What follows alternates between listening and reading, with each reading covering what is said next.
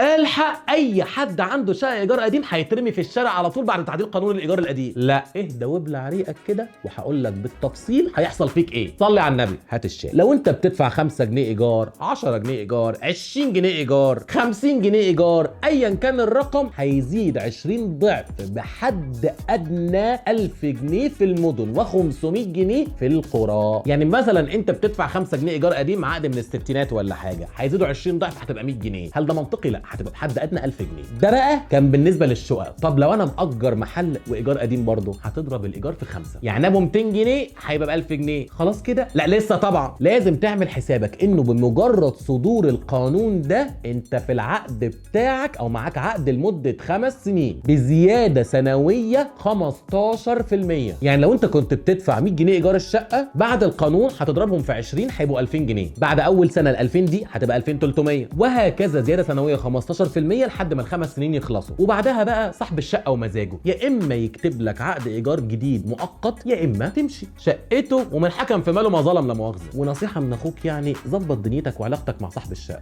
يعني ممكن تدي طبق رز بلبن كده، ابعته مع حد من عيلك وقول له ماما بتسلم عليه، يعني عايد عليه في العيد، هات له فلوس جديده، يعني حاول تحبه شويه. واعرف من قبل ما العقد يخلص ميته ايه كويس، يعني هيجدد العقد ولا لا، لانه زي ما انا قلت عادي جدا بعد 5 سنين يقول لك هات الشقه بتاعتي وشقته وهو حر فيها. نرجع بقى الناس دي هتترمي في الشارع؟ لا. ساعتها هنا بقى الحكومه هتديك الاولويه انك تستفيد من المشروعات السكنيه اللي هي بتعملها، يا اما تأجر او تتملك. وساعتها تقدر تدخل على البوابه الالكترونيه اللي الحكومه هتعملها مخصوص عشان تستقبل عليها الطلبات بتاعت الناس. واول ما المنصه دي تتعمل انا هكون اول واحد طالع يتكلم عنها، ده ان كنا من اهل الدنيا يعني لا مؤاخذه. وانا عارف بقى السؤال اللي بيدور في دماغك، انا ايش ضمني يا بسيوني ان صاحب الشقه ده مش هيطردني؟ هقول لك ده قانون وما يقدرش ما يلتزمش بيه وماشي على الكل. وطلع وزير الاسكان بنفسه قال نصا كده محدش هيمشي من شقته على الشارع، فانسى. لازم هيتوفر له مسكن بديل ليه ولعيلته. فريح ظهرك كده وحط في بطنك بطيخه صيف. لا استنى،